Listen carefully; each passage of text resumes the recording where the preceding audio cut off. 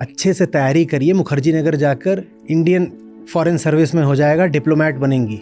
They are all wrong. किसकी बात हो रही है? मार्स वाले एलियंस की? बाबाओं की। तो खुल के बोलिए ना। ताऊ जी यहाँ से मरते हैं तो दूसरे गांव में फिर ताऊ जी बन के काय पैदा हो जाते हैं? जिसको ये दिख गया कि जैसे वो आंख फाड़े मुंह फाड़े मरा है, वैसे ही मैं भी मरूंगा, उसकी आंख सचमुच खुल जाती है। जिस हिसाब के हम पापी होते हैं, उस हिसाब से तो अगर पुनर्जन्म होता भी है तो अगले जन्म में सबको कोई कीड़ा वगैरह बनना चाहिए। आज कुछ भी हो सकता है आपके साथ। बाबा बड़ा चमत्कारी है। व्यक्तियों की 3 श्रेणियां लिखिए।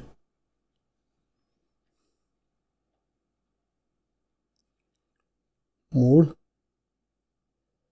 मूढ़ पहली, विचारक दूसरी, मूढ़ विचारक ज्ञानी।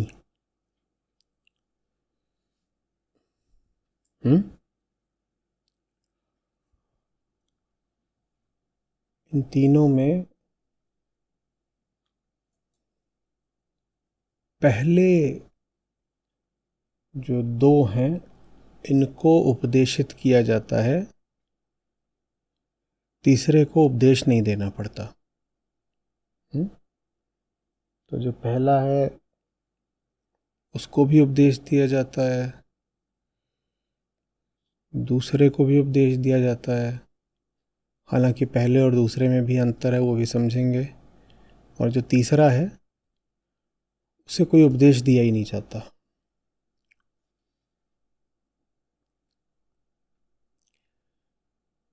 जो पहला है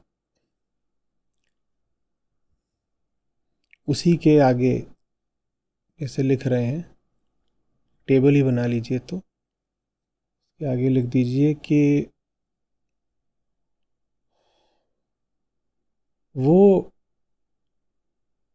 अपनी दृष्टि में विशिष्ट होता है, वो व्यक्तिगत अहंकार पर चलता है। जो मूढ़ है वो व्यक्तिगत अहंकार पर चलता है।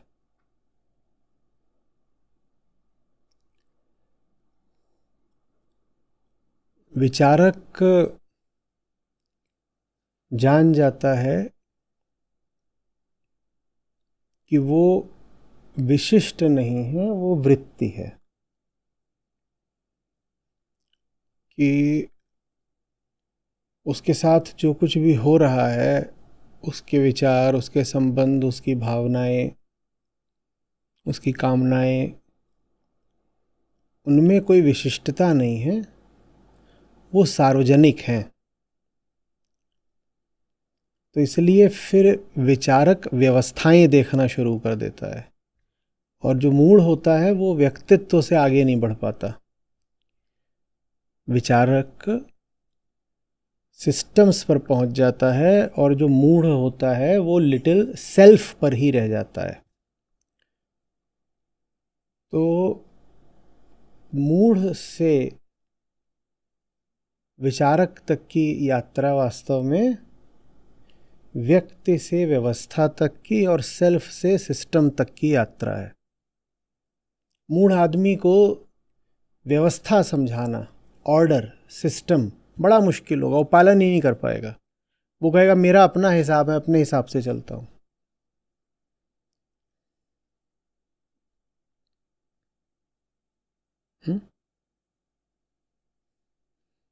और जब ज्ञानी पे आते हैं तो फिर वहां कोई व्यवस्था नहीं चलती, वो मूढ़ी जैसा होता है। वहां चलती है व्यवस्था, पर वो एक तरह की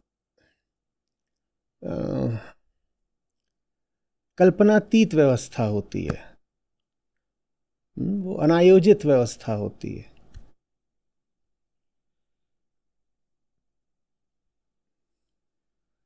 पहले को कहा जाता है तुम्हारा पुनर्जन्म होता है, दूसरे को भी कहा जाता है तुम्हारा पुनर्जन्म होता है, तीसरे को कुछ नहीं कहा जाता। क्योंकि तीसरा कहता है पुनर्जन्म कैसे होगा, मेरा तो वर्तमान जन्म ही नहीं है, मेरा कोई जन्म नहीं है, मेरा पुनर्जन्म कहाँ से हो जाएगा। मूढ़ को भी कहना पड़ता है कि तुम्हारा पुनर्जन्म होता है, क्योंकि मूढ़ क्या बना बैठा है, व्यक्तिगत अहंकार, तो उसका तो पुनर्जन्म। और विचारक को भी कहा जाता है तुम्हारा पुनर्जन्म होता है। और जो तीसरा है इसको कुछ नहीं कहा जाता, वो कहता है कि मैं तो अजन्मा हूं, उसका अगला पिछला कोई जन्म नहीं होता। ठीक है। जब मूढ़ को कहा जाता है तुम्हारा पुनर्जन्म होता है, तो चूंकि वो व्यक्तित्व में जीता है, देह में जीता है, तो सोचने लग जाता है कि यही जो व्यक्ति है इसका पुनर्जन्म होता है। तो मूढ़ के देखे व्यक्ति का ही पुनर्जन्म हो जाता है। मूढ़ को आप जैसे ही बोलोगे पुनर्जन्म, तो कहेगा हाँ हाँ मेरा ही तो पुनर्जन्म होगा।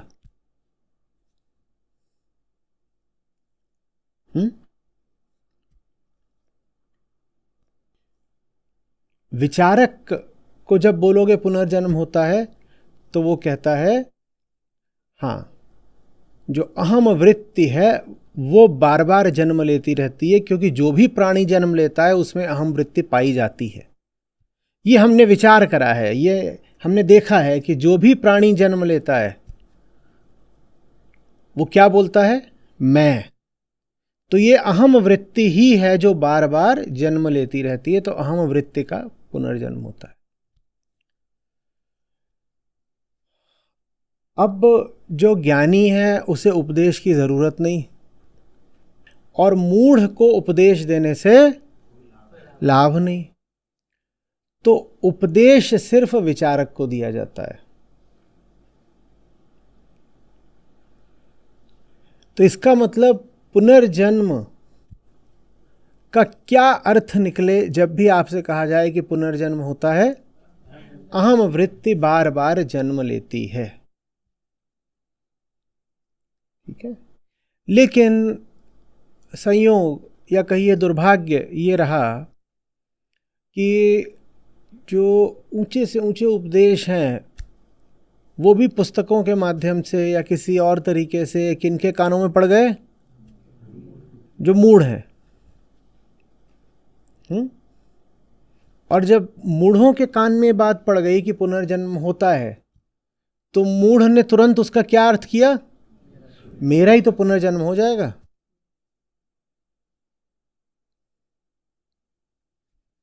समझ में आ रही बात? मैं सागर हूं, मैं गागर बन के पैदा हो जाऊंगा दोबारा।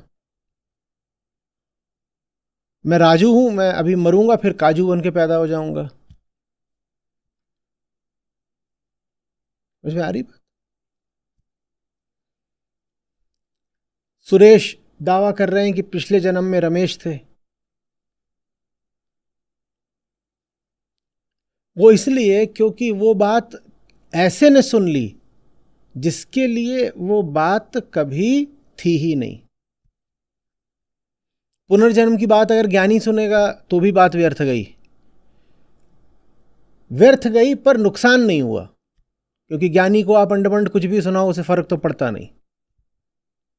ज्ञानी को आप समझा लो कितना भी कि पुनर्जन्म होता है, वो क्या बोलेगा, वो बोलेगा दूसरा पता नहीं होता है कि नहीं होता है, तुम हमें पहले समझाओ कि पहला होता है। ज्ञानी पकड़ लेगा। जैसे ही आप उसके पास जाओगे और कहोगे अगला होता है, वो कहेगा मिल गया, बैठना बेटा। दूसरा जन्म होता है तो दूसरे पे तो बाद में आएंगे, दो से पहले कौन सा नंबर। तू मुझे पहले ये समझा कि हम अभी जिंदा हैं, कि हम अभी जन्मे हैं। जब हम अभी ही जन्मे हुए नहीं हैं तो दोबारा क्या जन्म लेंगे। तो ज्ञानी के साथ कोई खतरा नहीं, उसके लिए सब मनोरंजन की बातें हैं। मौज और आ जाती है ऐसे दो चार मिल जाए तो। विचारक को समझाया गया है कि देखो तुम में जो वृत्ति है करने की, ये काम तुम देखो चारों ओर हर कोई कर रहा है, आज भी और अतीत में भी और भविष्य में भी। तो विचारक में वैराग्य पैदा हो, इसलिए उसे पुनर्जन्म समझाया गया। पुनर्जन्म का सिद्धांत किस लिए है? ताकि विचारक अपनी कामना का खोखलापन देख पाए। विचारक देख पाए कि जो कुछ हो रहा है वो व्यवस्था का एक हिस्सा है। एक व्यवस्था बनी हुई है, एक नियम बना हुआ है, एक तौर तरीका है, एक ढर्रा है, एक ऑर्डर है जिस पर सब चल रहे हैं। उसमें मेरा व्यक्तिगत रूप से कुछ भी नहीं। समझ आ रही बात? दो बंदर आम के लिए लड़ रहे हैं और दो इंसान कार की पार्किंग के लिए लड़ रहे हैं। विचारक देख पाता है कि वृत्ति वही है, वही वृत्ति है जो दुनिया के हर जीवों में हर जीव में पाई जाती है। हाँ, प्रत्येक जीव की संरचना अलग अलग होती है। किसी का मस्तिष्क बड़ा है, किसी का छोटा है, कोई जल में रहता है, कोई नभ में चरता है। तो सब में वो वृत्ति अभिव्यक्त अलग अलग तरीके से होती है, लेकिन वृत्ति एक ही है। कोई जीव नहीं है जिसे मरना पसंद हो। कोई जीव नहीं है जो अपनी सुरक्षा का प्रबंध ना करे। कोई जीव नहीं है जिसे कैद में रहना पसंद हो। जिस जीव में जरा भी चेतना है उसमें उत्सुकता आ जाती है, वो जानने की कोशिश करने लगता है, और चेतना जितनी बढ़ती जाती है वो जानने की उतनी ज्यादा कोशिश करता है। और कोई भी जीव जैसे ही बेहोश हो जाता है वैसे ही जानने की उसकी इच्छा समाप्त हो जाती है।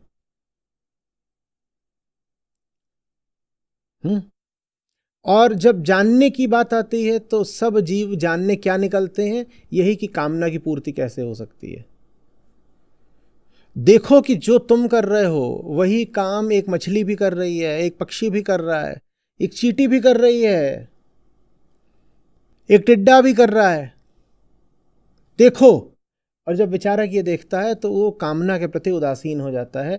विचारक में कामना के प्रति वैराग्य पैदा हो, यही पुनर्जन्म के सिद्धांत का उद्देश्य है।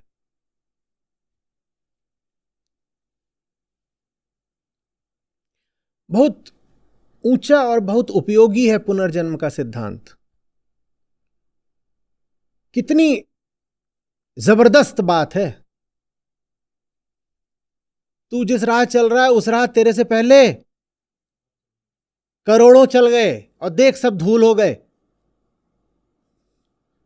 धूल तुझे भी होना है। धूल होने से पहले जल जल के काय राख हुआ जा रहा है। लकड़ी जल कोयला भई, कोयला जल भया राख, मैं बिरहीन ऐसी जली। ये जो तू धूल देख रहा है ना, ये सब उन्हीं की है जो तेरी ही तरह इरादे और अरमान रखते थे, और वो सब अभी तेरे पांव के नीचे की धूल बने हुए हैं।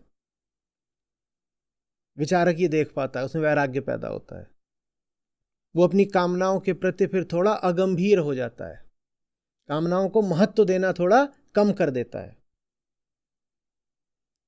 वो कोई पुरानी कहानी पढ़ता है, देखता है अरे इसमें वही सब बातें हैं जो आज की हैं। उसको कहीं से अगर अपने ही पूर्वजों के चित्र मिल जाए या रिकॉर्डिंग मिल जाए, वो उनको ध्यान से देखता है, कहता है अरे बाप रे बाप, ये दादी है मेरी, ये तो बिल्कुल वैसे ही लक्षण प्रदर्शित कर रही है। मान लो दादी की कोई रिकॉर्डिंग मिल गई, दादी 15 बरस की थी तभी, होता नहीं है पर मान लो, और जिनको मिल गई है उनकी बिटिया भी है 15 बरस की है, और वो कह रहे हैं कि ये दादी मेरी जब 15 साल की थी, तो ये तो बिल्कुल वैसे ही व्यवहार कर रही है जैसे मेरी अभी ये जो 15 साल की है। तो मेरी जो 15 साल वाली है वो दादी तो है मेरी। नाम रूप रंग वगैरह का अंतर है, वृत्ति तो बिल्कुल एक बराबर, कुछ बदला ही नहीं है, कुछ नहीं बदला है। जैसे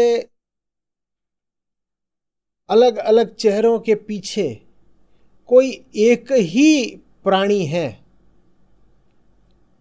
जो बोलता रहता है, सांस लेता रहता है। पता नहीं कौन सी उसकी कामना है जो कभी पूरी नहीं होती, तो कभी ये बनकर पैदा होता है और कभी वो बनकर पैदा होता है। लेकिन वो जो कुछ भी बनकर पैदा होता है, जन्म उसका अकारत ही जाता है, क्योंकि उसे दोबारा पैदा होना पड़ता है। और दोबारा माने यही नहीं कि भविष्य में पैदा होगा, एक क्षण में भी लाखों जीव अलग अलग प्रजातियों के जन्म ले रहे हैं ना। और सब के सब क्या बोल रहे हैं पैदा होते ही? सब के सब किधर को भाग रहे हैं? भोजन की ओर। और सब भोजन किसका करते हैं? प्रकृति का ही भोजन करते हैं। प्रकृति से ही पैदा होते हैं, प्रकृति का ही भोजन शुरू कर देते हैं। समझ में हरी बात? हमारी व्यवस्था में ये निहित है कि हम भोग करेंगे ही करेंगे। प्रकृति से ही पैदा हुए। कोई एक जीव बता दो जो प्रकृति के अलावा किसी चीज का भोजन करता हो।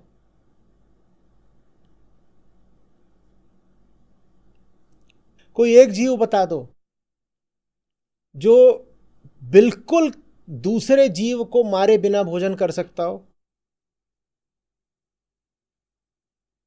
मारे बिना या हिंसा किए बिना बता दो। कोई एक जीव बता दो जिसका भोजन किसी दूसरे जीव पर आश्रित ना हो। ऐसे कहना ठीक रहेगा। है कोई जीव ऐसा?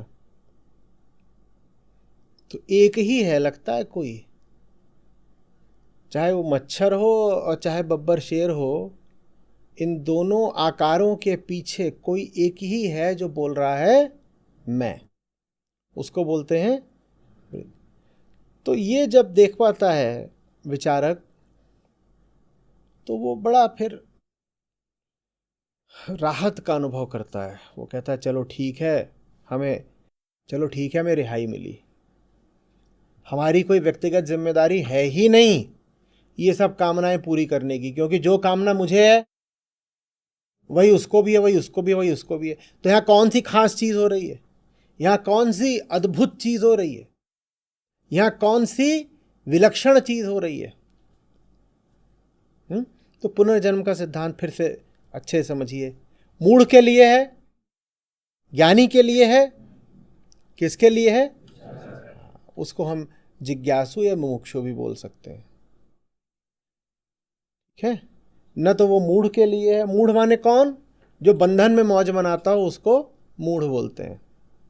ज्ञानी माने कौन? जिसने मुक्ति को ही जीवन बना लिया, वो ज्ञानी है। दोनों के बीच में कौन होता है? विचारक।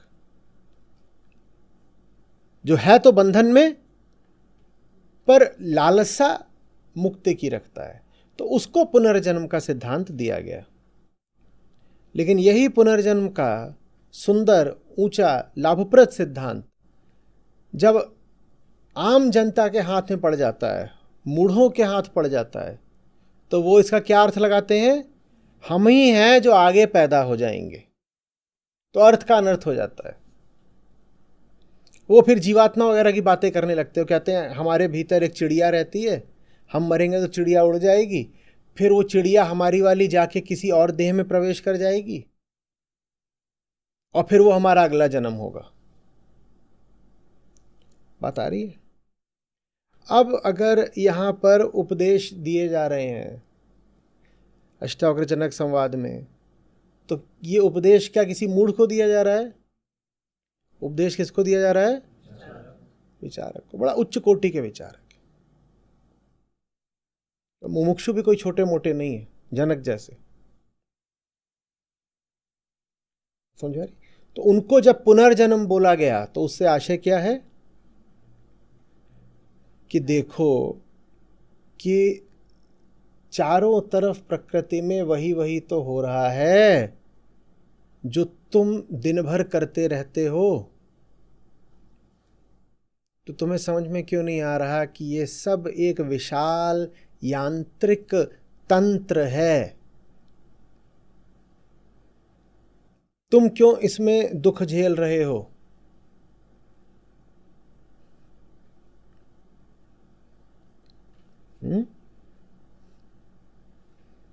मैं भाव माने हमारा जो मूल बंधन है, वही बार बार हर प्राणी में प्रकट होता रहता है।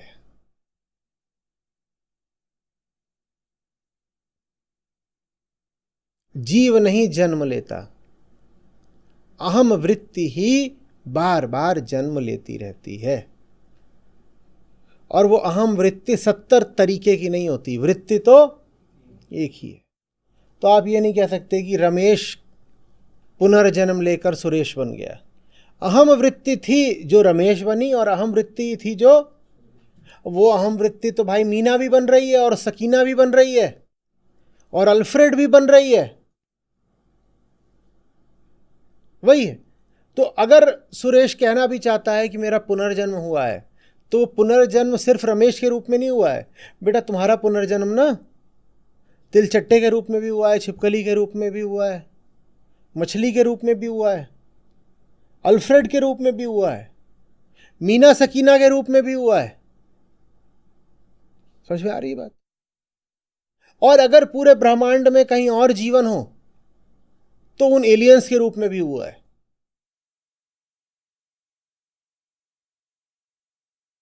क्योंकि जिसका पुनर्जन्म होना है वो तो एक ही चीज है।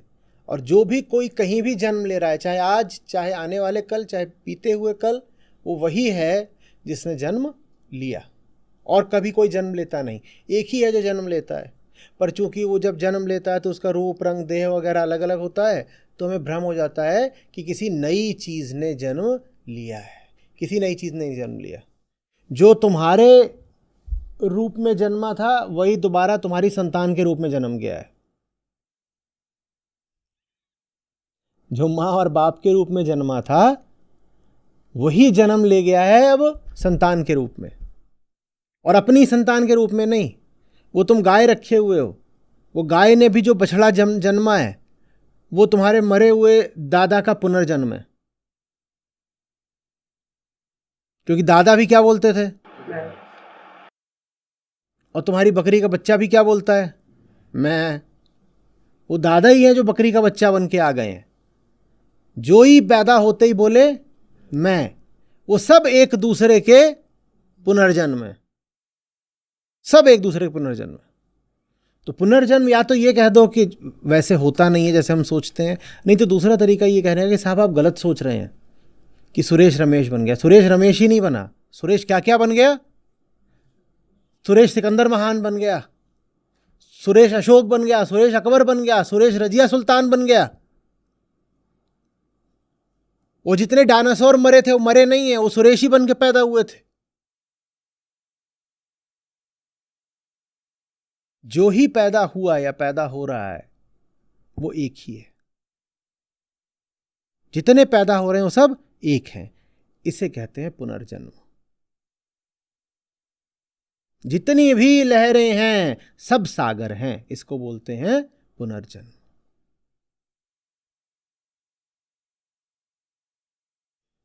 कितने जन्मों से तुम शरीर, मन, वचन द्वारा परिश्रम करे ही जा रहे हो।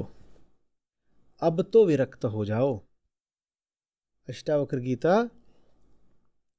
10वां अध्याय 8वां श्लोक। कितने जन्मों से तुम मन, शरीर माने मन, कर्म व वचन से श्रम करे ही जा रहे हो। अरे अब तो विरक्ति कर लो। ये श्लोक है आज का।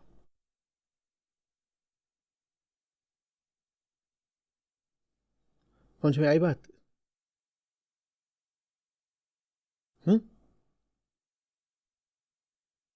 यही पुनर्जन्म के सिद्धांत का उद्देश्य है। विरक्ति, उपरति, वैराग्य।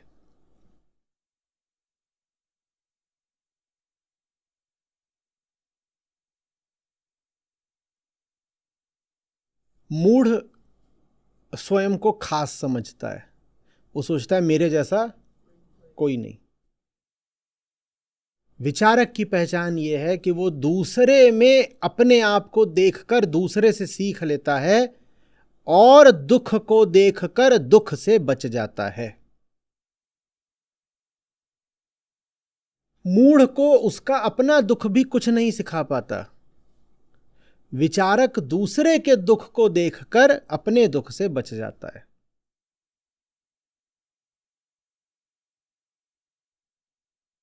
विचारक ने देखा कि कैसे जरा से खाने के पीछे घोड़े को, गधे को उसका मालिक दिन भर दौड़ाता है,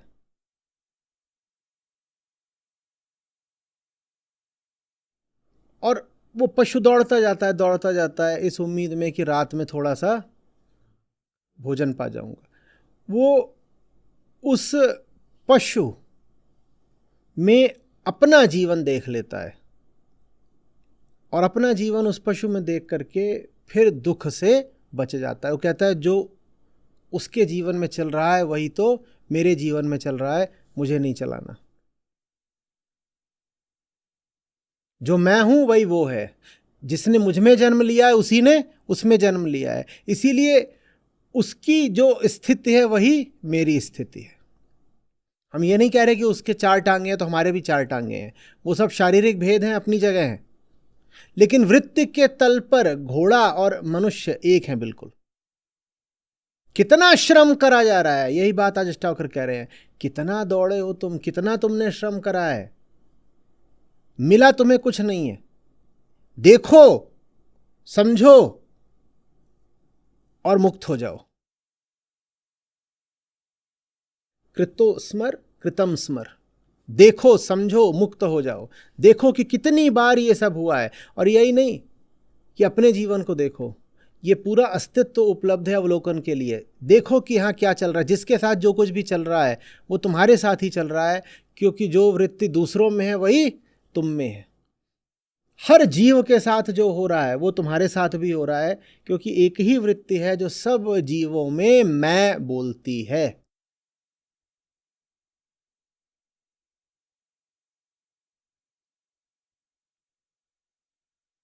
देखो कि कैसे मकड़ी जाल सजाकर प्रतीक्षा करती है। देखो कैसे छिपकली शिकार के पीछे धीरज के साथ बैठ जाती है।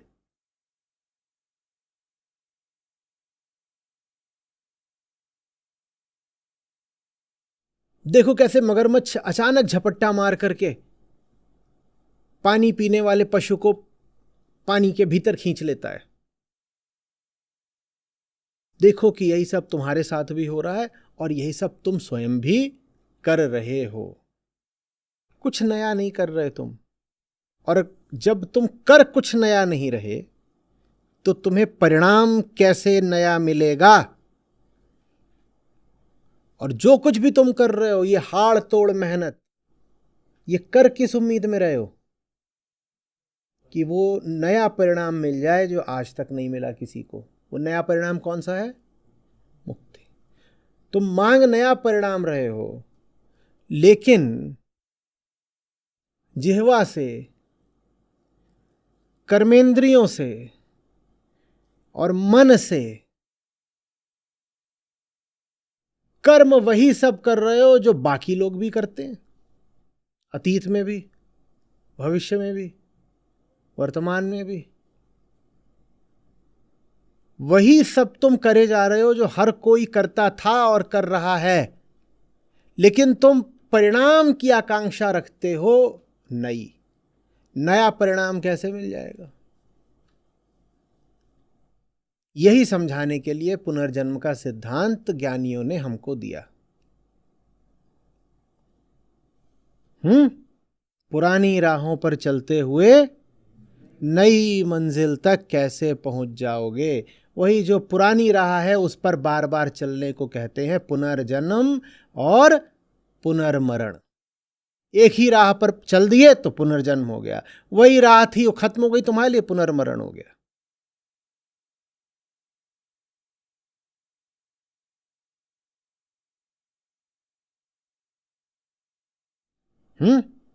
वही कामना फिर लौट करके आ गई, तो क्या बोलो अपने आप को, तुम फिर पैदा हो गए और फिर निराश हो गए, उदासीन, दिल टूट गया, तो क्या हो गया? मौत हो गई। फिर मर गए। दिन में 6 बार मरते हैं और 7 बार पैदा हो जाते हैं। यही पुनर्जन्म है।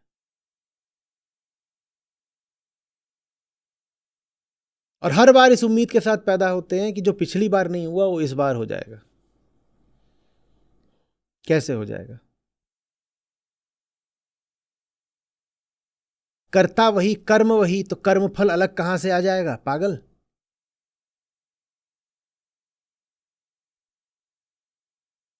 समझ में आ रही है बात? ये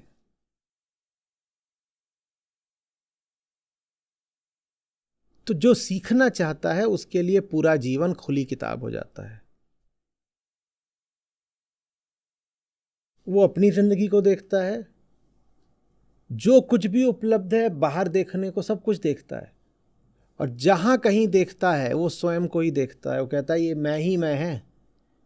क्या है ये मैं, ये मैं, ये मैं, ये मैं, ये मैं, ये मैं, ये जो कुछ कर रहे हैं वो ये नहीं कर रहे हो, मैं ही तो कर रहा हूं। जो इनकी कामना है वो इनकी कामना नहीं, वो मेरी ही तो कामना है। और जो इनका अंजाम है वो इनका अंजाम नहीं, वो मेरा ही तो अंजाम है। तो मैंने अपना अंजाम देख लिया। अब बताओ, जिस कामना का अंजाम देख लिया उस कामना में श्रम कैसे लगाएं? श्रम तो ये सोच के लगाया जाता है ना कि बड़ा बढ़िया कोई अंजाम आएगा, यही तो। आप किसी कामना में श्रम लगाते हो क्या सोच के कि बढ़िया फल निकलने वाला है इसमें से, और फल पहले ही दिख गया। फल कैसे दिख गया? वो दूसरा जो कर रहा था उसका अंजाम दिख गया, अंजाम पहले ही दिख गया। अब श्रम कैसे करोगे? मुझ में आ रही बात?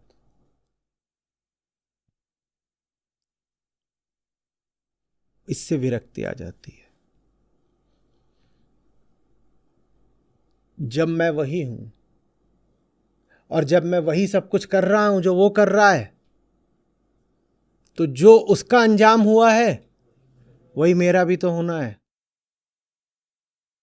तो मैं काहे के लिए उम्मीद बांधे बैठा हूं? कोई उम्मीद पूरी नहीं होने वाली।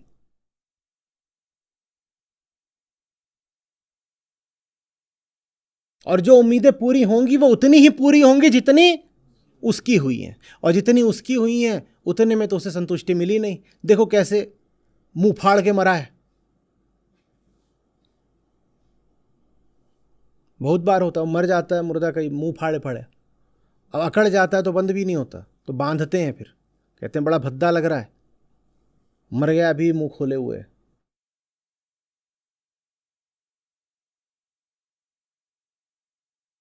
हम मर भी जाते हैं तो हमारी कोई तृप्ति थोड़ी हो जाती है। देखा है, जैसे ही कोई मरता है, फिल्मों में देखा होगा, अस्पताल वगैरह में मरा तो झट से डॉक्टर आके उसकी पलकें ऐसे बंद। देखा है? वो मर गया तो क्यों करते हैं ऐसे? बहुत प्रेम है इसलिए। वो खुली ही रहेंगी और सब झुन्नू धनिया वगैरह भूत भूत करके भगेंगे, वो बंद ही नहीं होंगी। वो जाएंगे वहां पे उसको श्रद्धांजलि अर्पित करने, वो ऐसे देख रहा है।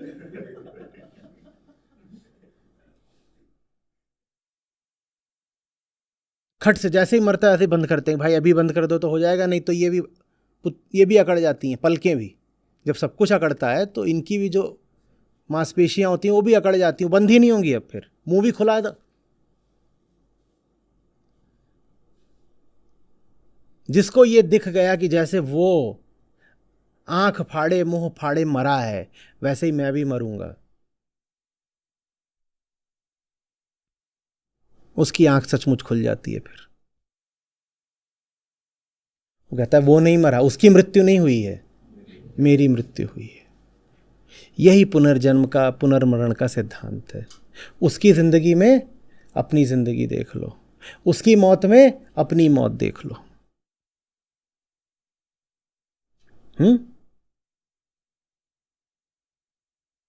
पिंजड़े में पक्षी है, चाय चाय चाय चाय चाय चाय कर रहा है। हम कह रहे हैं देखा कितना बढ़िया मेरा जो पक्षी है वो आवाज़ करता है, सुबह सुबह गीत गा के सबको उठाता है, और आप जा कर के उसको थोड़ा सा भोजन और रख देते हो। आप समझ भी नहीं सकते वो पक्षी क्या बोलना चाह रहा है। समझ सकते तो सबसे पहले आपने उसको कैद क्यों किया होता। वो सुबह सुबह फिर से फरियाद कर रहा है, आज तो छोड़ दो मुझको। तो हमको लगता है हमारा प्यारा पक्षी ये हमारे लिए सुबह सुबह गीत सुनाता है कि हम उठ जाएं।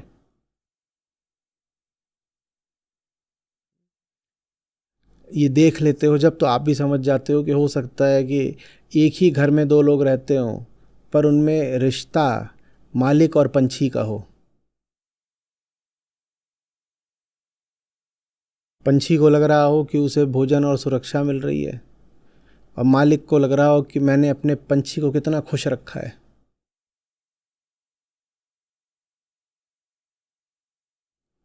यारी बात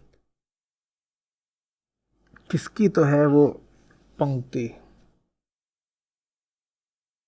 to see the entire universe in a grain of sand.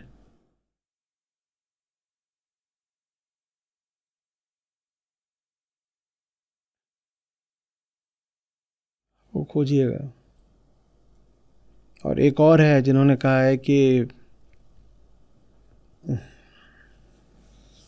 मौका पड़ने पे नहीं याद आता, बहुत सुंदर थी।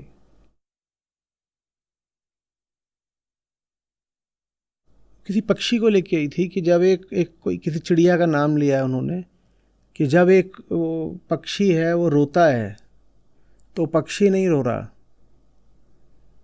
पूरा ब्रह्मांड रो रहा है और आकाश में इतने देवता हैं वो भी रो पड़े हैं।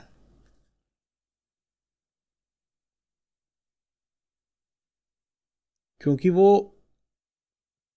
अलग नहीं है, विशिष्ट नहीं है, वो जो है वही सब है।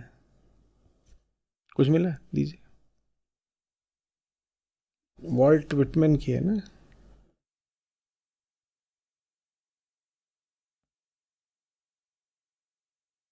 ऑगरीज ऑफ इनोसेंस है, विलियम ब्लेक की है।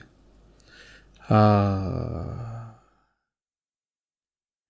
हाँ। A robin redbreast in a cage puts all heaven in a rage. वो चिड़िया है रॉबिन रेडब्रेस्ट। जो शुरुआत ऐसे होती है, ऑगरीज ऑफ इनोसेंस है विलियम ब्लेक की। To see a world in a grain of sand and a heaven in a wild flower, hold infinity in the palm of your hand and eternity in an hour.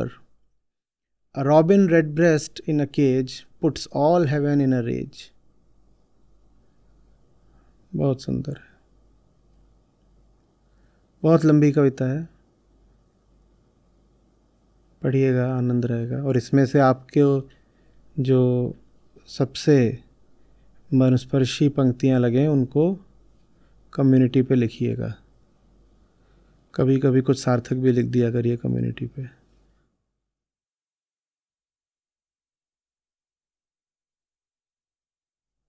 बहुत सुंदर है।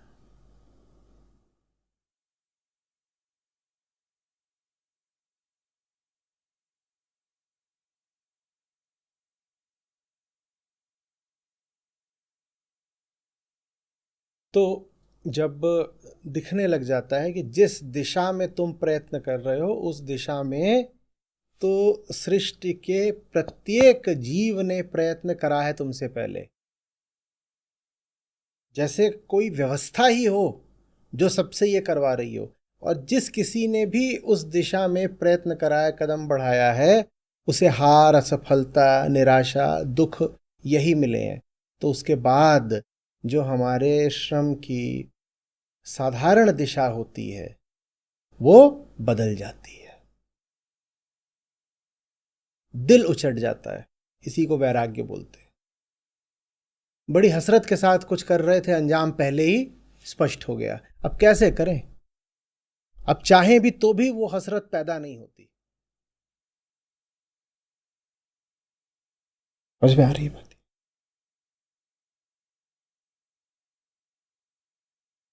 हम्म।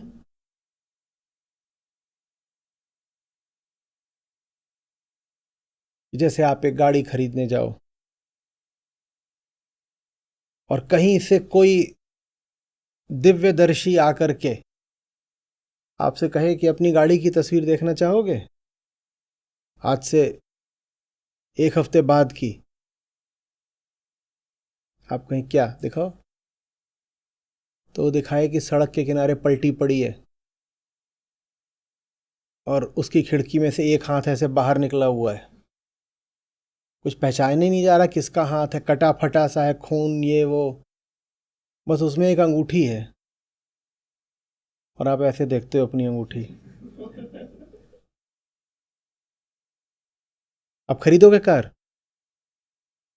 क्योंकि अंजाम पहले ही दिख गया। ये पुनर्जन्म का सिद्धांत है।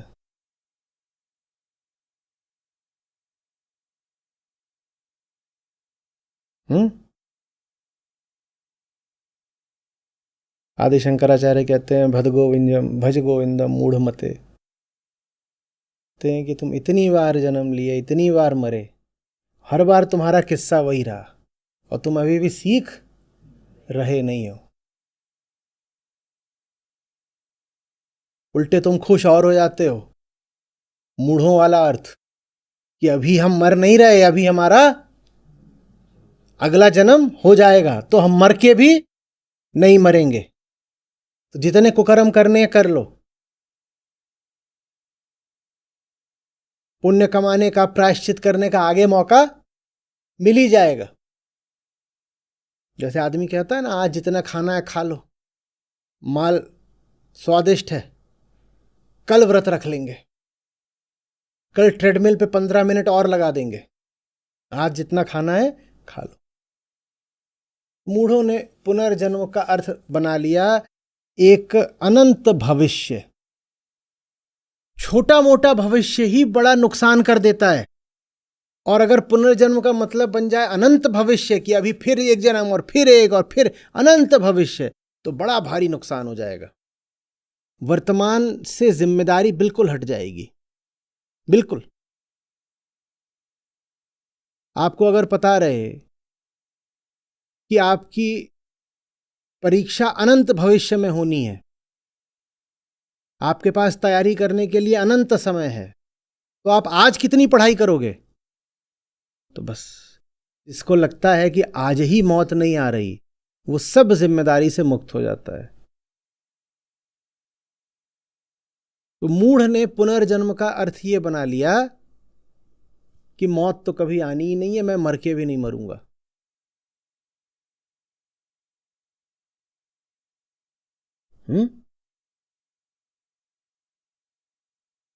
नतीजा, सब जिम्मेदारियों से, कर्तव्यों से वो रहित हो गया और जीवन उसका मुक्ति की संभावना से बिल्कुल, वो मुक्ति से ही मुक्त हो गया। सोचा रही बात। तो ऐसो कोई देख के फिर संतों को वो बात बोलनी पड़ी, बड़ी प्रचलित है, काल करे सो आज कर, पल में परलय होएगी। पागल है क्या तू?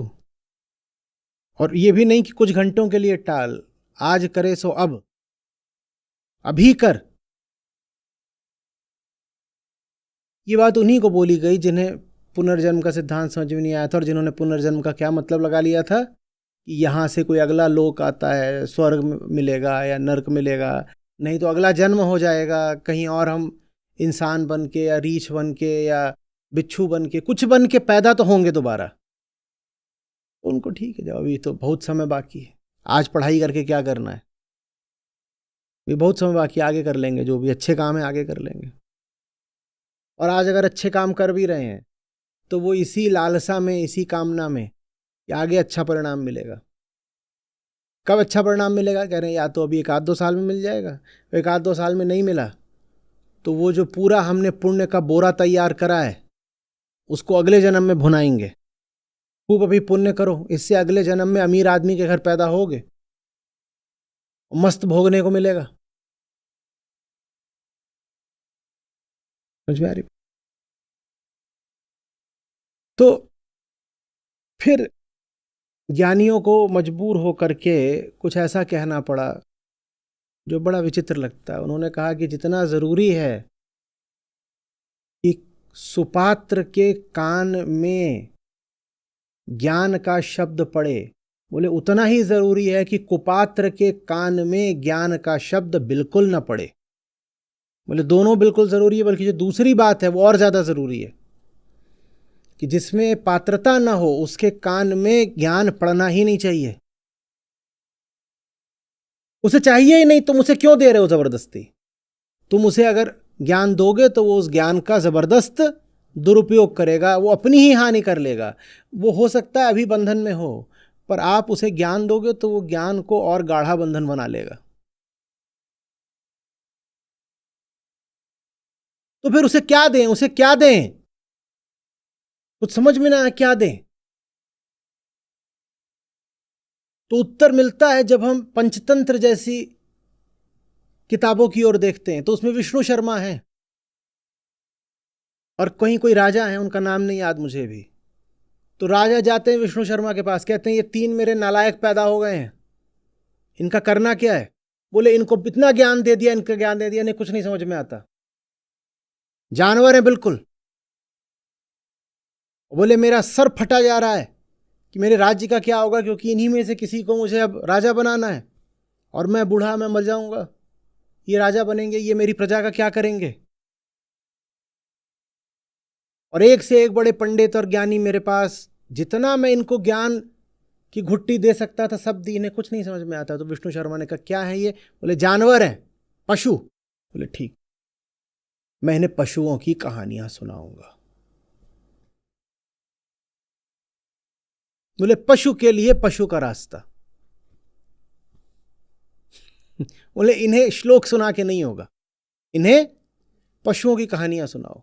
तो फिर उसमें करटक और दमनक और वो सब आ गए कि सियार था, सियार शेर के पास गया, दोस्त बन गया, लेकिन सियार तो सियार ही रहा। एक दिन साजिश करने लग गया तो शेर ने मारा पंजा, भप, और सियार भा। तो ऐसे सीखेंगे ये। अब ये नहीं कि जो कुपात्र है उसको सिखाना नहीं है, पर चूंकि वो पशु है तो उसे पशु के तरीके से ही सिखाओ।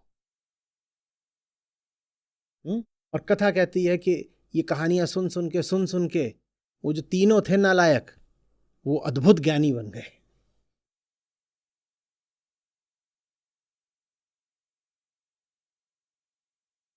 आपको ये जान के अचरज होगा कि कुछ अनुमानों के अनुसार दुनिया में जो सबसे प्रचलित भारतीय ग्रंथ है वो कोई और नहीं है, न गीता है न रामायण है, वो पंचतंत्र है।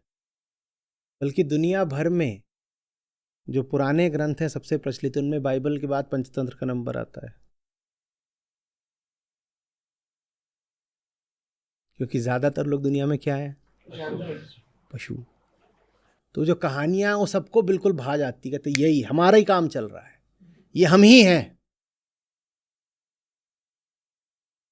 अब उनको तुम श्री कृष्ण की बात सुनाओ, वो थर्रा जाते हैं, गिरने पड़ने को हो जाते हैं। अभी स्क्रीन के पीछे कम से कम 1000 लोग सो रहे हैं इस वक्त। मेरा हाथ घुस सकता है स्क्रीन में तो ऐसे गर्दन पकड़ पकड़ के उठाता।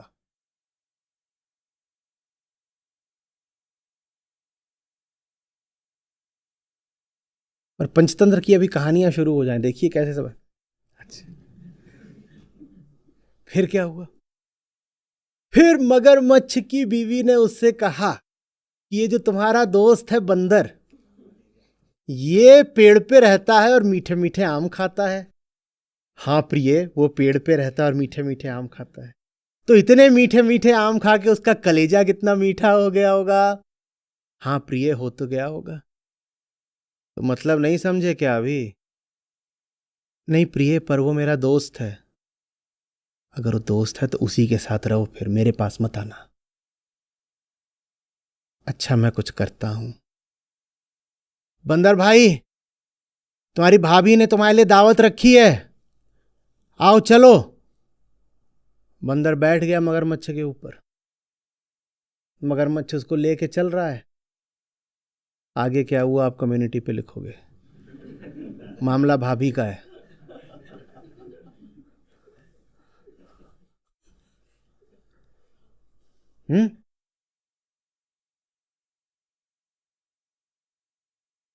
आया मजा नहीं आया? ऐसे सीखते हैं, ये बढ़िया है तरीका। ऐसे कहानी सुना, उसमें से एक सिद्धांत निकल आता है।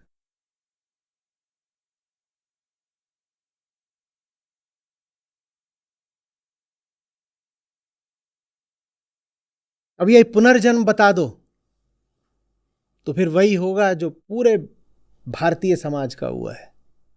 यहाँ हर आदमी को ये लग रहा है कि पिछले जन्म में हम ऋषि थे कि राजा थे, जिसको देखो वही। कई तो ऐसे धुरंधर हैं, वो बताते, हम बताते, हमें याद भी है हम फलाने गांव में हुए थे। कई बताएंगे कि अरे ऐसी तो घटनाएं रिसर्चर्स ने रिकॉर्ड करी हैं जहां किसी व्यक्ति ने सब कुछ बता दिया अपने पिछले जन्म के बारे में, बगल के गांव में पैदा हुए थे।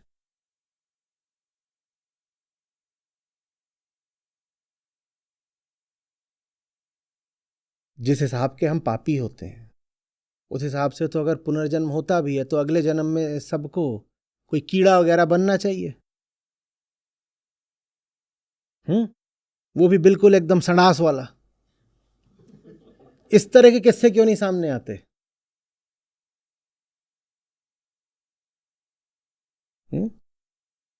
ये पूजनीय ताऊजी मरे और पड़ोस के गांव के गटर में पाए गए। फिर होना तो यही चाहिए था जैसी ताऊजी की जिंदगी थी। ताऊजी यहां से मरते हैं तो दूसरे गांव में फिर ताऊजी ही बन के काय पैदा हो जाते हैं। अब तो उन्हें क्या बनना चाहिए? कीड़ा, वो भी गटर का। पर ऐसा तो किस्सा सुनने को ही नहीं मिलता।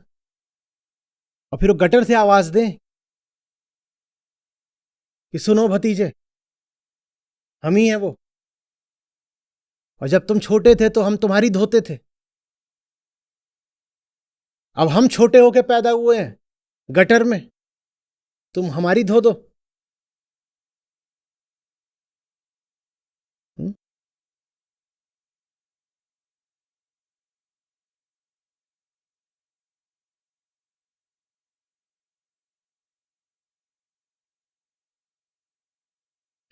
बताइए।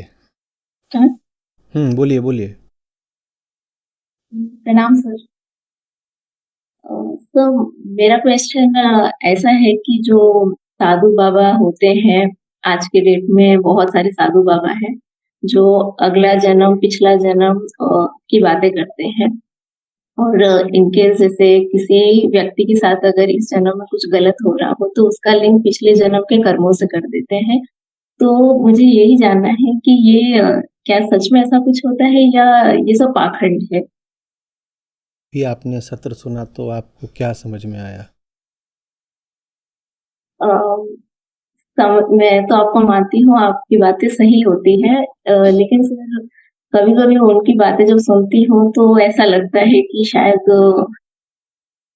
ऐसा हो सकता है। ये ना, ये बड़ी भारी हमारी चाल होती है। जो चीज समझ में आए उसको सच घोषित करने की जिम्मेदारी हमारी अपनी होती है। अगर आपको जो अभी समझाया वो समझ में आ गया है तो अब धड़ाके के साथ घोषित करिए ना कि आ गई बात समझ में। और अगर ये बात ठीक है तो फिर वो जो आप इधर उधर सुनती हैं वो बात झूठ है, ये आपको स्वयं घोषित करना पड़ेगा। मैं आपके लिए क्यों घोषित करूं? मैंने आपको एक सिद्धांत बता दिया, मान लीजिए, ठीक है, एक फॉर्मूला। क्या फॉर्मूला बता दिया? मैंने बता दिया कि राइट एंगल ट्रायंगल होता है, तो उसमें हाइपोटेन्यूज कैसे नापी जाती है, बाकी अगर दोनों भुजाएं पता हो तो। अब उसके बाद आप मुझसे पूछें कि बाबा जी ने बोला कि हाइपोटेन्यूज है 20 और बाकी एक भुजा है 16 और एक भुजा है 8 और इनमें आपस में 90 अंश का कोण है। मैं क्यों बोलूं कि ठीक बोल रहे हैं कि झूठ बोल रहे हैं, पाखंड कर रहे हैं? मैं क्यों बोलूं? आप नाप लीजिए ना। सिद्धांत तो बता दिया था आपको। क्या सिद्धांत बताया? कि अगर होगा 90 अंश तो ए स्क्वायर और बी स्क्वायर मिला के सी स्क्वायर हो जाएगा। आप नाप लो। सिद्धांत बताने के बाद अब आप हमारे मुंह से क्यों कहलवाना चाह रही हैं कि बाबा जी नालायक हैं? अब देखो, कहलवा ही लिया। क्या बताऊं, सब कम्युनिटी वाले मिलके मूर्ख बना जाते हैं मुझको। मुझे जो बोलना नहीं तो बुलवा दिया। मैं तो बोलना ही नहीं चाहता था कि बाबा जी नालायक हैं। अरे यार, दूसरी बार बुलवा दिया। अपने मुंह से बोलिए, बोलिए। ये समस्या है। जब अपने मुंह से बोलने की बात आती है तो लगता है पाप वाप लग जाएगा। तो जितना पाप है वो इस आचार्य से करवा लो। अपने मुंह से नहीं बोला जा रहा। आप कहें अपने मुंह से बोलूंगी, क्या पता छत मेरे सर पे गिर पड़े, क्या पता किसी किस्म की और आफत आ जाए। बाबा जी की छुपी शक्तियों का क्या भरोसा, कुछ भी कर सकते हैं। सो रही हूं, सांप उड़ता हुआ आए खिड़की से, वो याद है ना, इंटरकॉन्टिनेंटल बैलिस्टिक रेप्टाइल।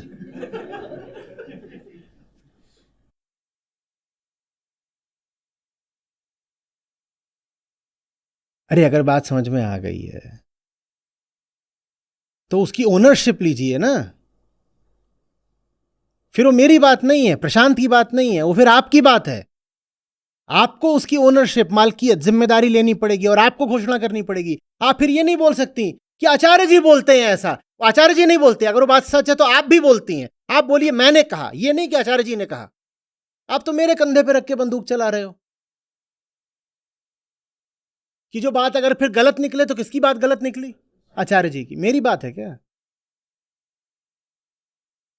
मैंने आपको एक निरपेक्ष सिद्धांत दिया है जीवन का। क्या वो मेरी बात है या वो सबकी बात है?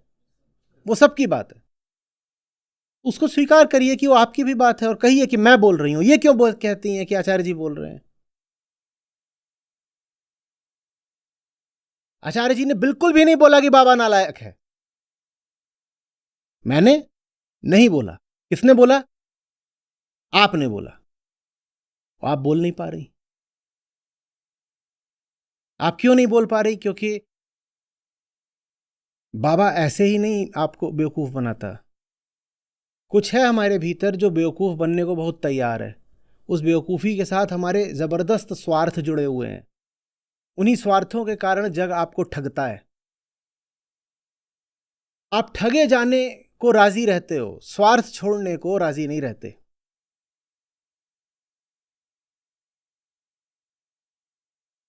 जहां आप जान भी रहे होते हो कि आपको ठगा जा रहा है, आप वहां भी ठग का ही पक्ष ले लेते हो।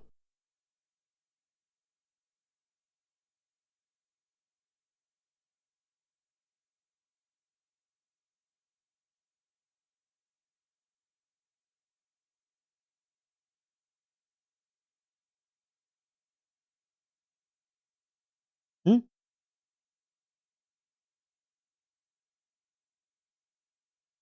प्रश्न आप लोग ऐसे पूछते हो जैसे रामायण सुना दी हो पूरी, फिर कोई आके कहे बस एक बात बताइएगा, बाकी सब समझ में आ गया। गूढ़ प्रश्न है। ये सीता कौन थी राम की? बस यही नहीं समझ में आया। रामायण पूरी हो चुकी है।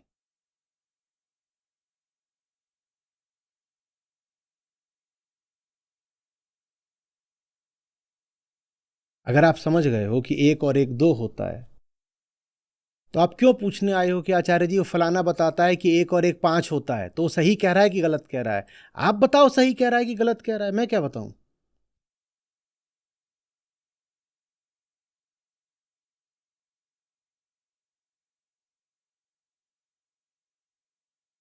और अच्छे से समझ लीजिएगा, कहीं कोई ठग रहा हो और कहीं कोई ठगा जा रहा हो, मेरी दृष्टि में सदा जो ठगा जा रहा है वही ज्यादा गुनहगार होता है। जो ठगा जा रहा होता है ना, उसी ने ठग को आमंत्रित किया होता है अपने जीवन में। बल्कि मैं यहां तक कहूंगा, जो ठगा जा रहा होता है वो स्वयं ठग का निर्माण करता है। आप ठगे जाने को तैयार ना हो, कोई ठग कहीं नजर नहीं आएगा। तो कोई शिकायत करने आए, फलाने ने ठग लिया, फलाने ने ठग लिया, मुझे कोई सहानुभूति नहीं होती। आप खड़े हो गए थे बाजार में, अरे आओ ठगो हमें, तो किसी ने आपकी मांग पूरी करी है। बस डिमांड सप्लाई की बात है। आपकी बड़ी मांग थी, डिमांड थी कि आओ हमें ठगो, तो किसी ने कहा लो तुम्हारी मांग पूरी करे देते हैं, तुम्हारी डिमांड है हम सप्लाई कर देते हैं। जब भी कोई आके बोलता है ना कि बाबा नालायक है, अरे यार 5वीं बार बोल दिया बाबा नालायक। जब भी कोई आकर के बोलता है कि BN है, उतनी बार मैं बोलता हूं कि गलती बाबा की नहीं है, गलती तुम्हारी है। तुम्हारा कोई घटिया स्वार्थ है ठगे जाने में। बाबा तो तुम्हारी सेवा कर रहा है, बाबा तो तुम्हारी मांग पूरी कर रहा है बस।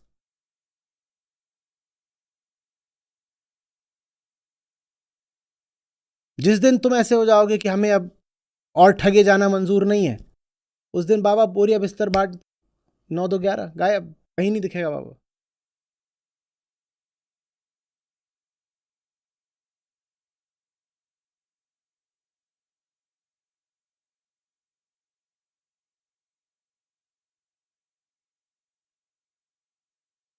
माया को ठगिनी भी बोला गया है और माया को कामिनी भी बोला गया है।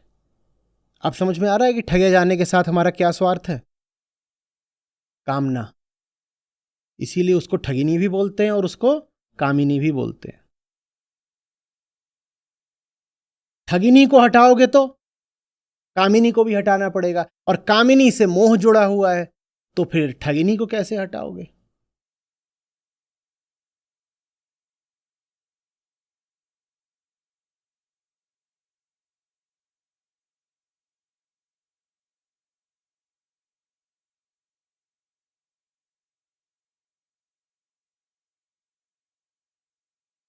एक बार भी नहीं बोल पाई ये, अच्छे से देख लीजिए आप लोग। दावे तो मैं करते ही नहीं, प्रयोग करके दिखाता हूं, देखो निकला ही नहीं।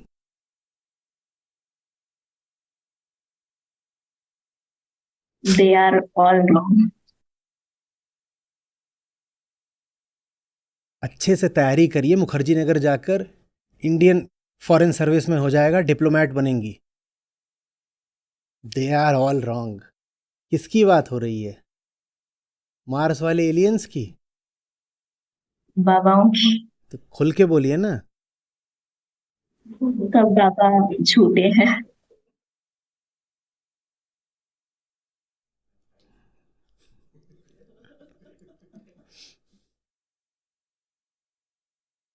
थोड़ा बहुत जो आपके मुंह से जबरदस्ती सच निकल गया है, पता नहीं क्या अंजाम होने वाला है।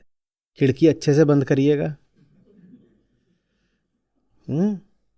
रात भर इष्ट देव का ध्यान करिएगा।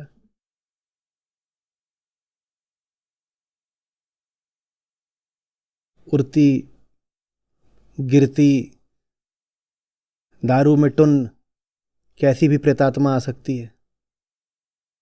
आज कुछ भी हो सकता है आपके साथ। बाबा बड़ा चमत्कारी है।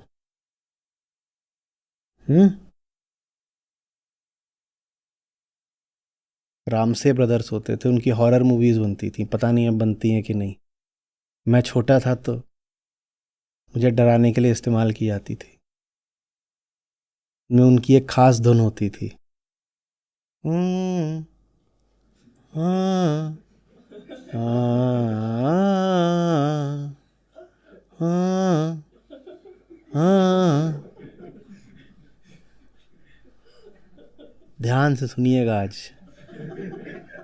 रात 12 बजे के बाद।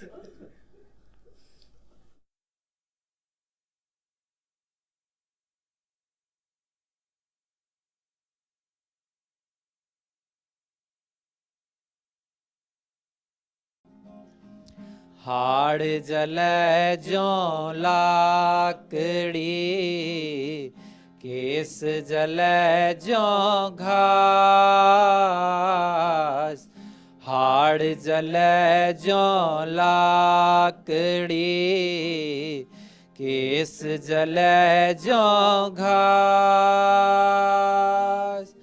सब जग जलता देख के, भय कबीर उदास रे साधो, भय कबीर उदास। जीवन ते मरना भला, जो मरि जाने कोय। जीवन ते मरना भला, जो मर जाने को, मरने पहले जो मरे, सो अमर फिर होए रे साधो, सो अमर फिर होए। मरण भला तब जानिए, छूट जाए हंकार। मरण भला तब जानिए, छूट जाए हंकार। जग की मरनी क्यों मरे, दिन में 100 बार रे साधो, दिन में 100 बार। एक रीज़न मेरा ये भी था इंडिया छोड़ के आने का, क्योंकि वहाँ पर गाड़ी तो नहीं, मैं स्कूटर सीख रही थी और ये फील करती थी कि सब लोग, नज़रें सबकी मेरे ऊपर रहती है जब मैं सड़क पे थी। नमस्ते सभी को, मेरा नाम सलोनी है, मैं यूएस में रहती हूँ, वहीं से सारे सत्र देखती हूँ। मेन चीज जो मैंने देखी है अपने अंदर, पहले बहुत ज्यादा ट्रैवल करती थी, जैसे आचार्य जी कहते हैं कि एक अनुभव के बाद दूसरा अनुभव, और जिंदगी तो अनुभवों की श्रृंखला बन जाएगी। लेकिन आचार्य जी को सुनने के बाद एक ठहराव आया है, इधर उधर जाना बंद कर दिया है। आज की जो मेरी सीख थी, आचार्य जी ने बोला कि कोई किसी को नहीं पकड़ता, हम ही पकड़ते हैं। तो हमारे जिंदगी में जो भी प्रॉब्लम्स हैं, हमें लगता है कि अरे हम कहाँ फंस गए या ये मेरे साथ क्या हो गया, वो सब हम ही अपने साथ करते हैं। आचार्य जी ने बताया कि जो हम समाजी चीजों में पड़े रहते हैं कि हमारे फैमिली में पैसा इकट्ठा हो जाए, और जो परिवार वाले हैं, भाई बंधु सब लोग हैं, उनको हम लोग देखते रहते हैं कि वो खुश रहे, ये छोटी छोटी चीजों में पड़े रहते हैं। और आचार्य जी ने हमें बताया कि वो मृत्यु के समान है, उन चीजों की परवाह करते रहना। और एक दोहा गाना चाहूंगी। माया मरी न मन मरा, मर मर गया शरीर, आशा तृष्णा नाती, कह गए दास कबीर साधु, कह गए दास कबीर।